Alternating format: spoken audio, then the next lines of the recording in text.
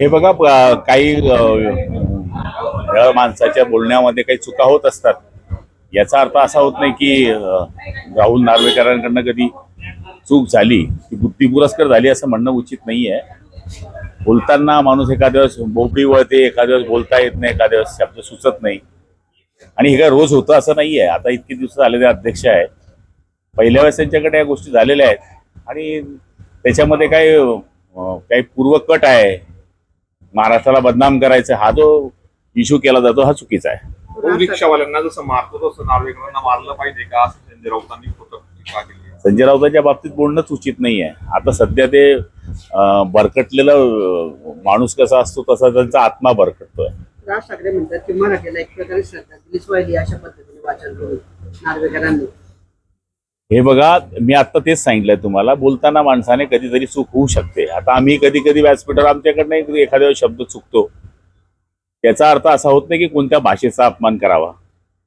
आणि जर झाली असेल चूक, ती लक्षात आणून दिली, ती गोष्ट मान्य करतो. पण त्यांनी बुद्धी पुरस्कार केली हे आरोप चुकीचे आहे. त्यांनी दिलगिरी पण व्यक्त केली. प्रिंटिंग मिस्टेक झाली बुवा असं म्हणणं आहे. नार्वेकरांनी दिलगिरी व्यक्त केली.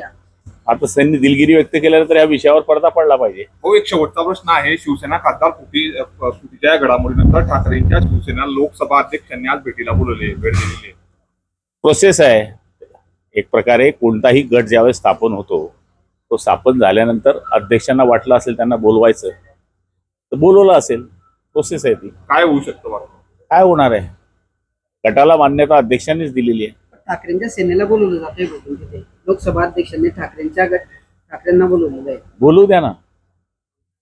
अहो, कायद्याच्या बाहेर तर कोणीच जात नाही ना. शेवटी कायदा आहे, घटना आहे.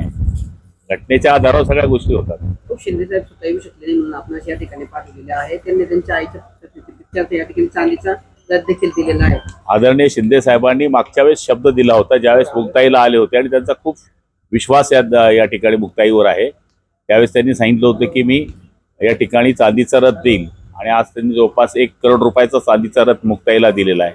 ती दिंडी जाते, त्यामुळे आम्ही जिल्ह्याचे 3 मंत्री महोदय आणि आमदार महोदय दिंडीचं प्रस्थान करण्याकरता या ठिकाणी जातो. काय साखर मागणारे बोलत सुरू झालंय पाणी, तेच मागणार होतं.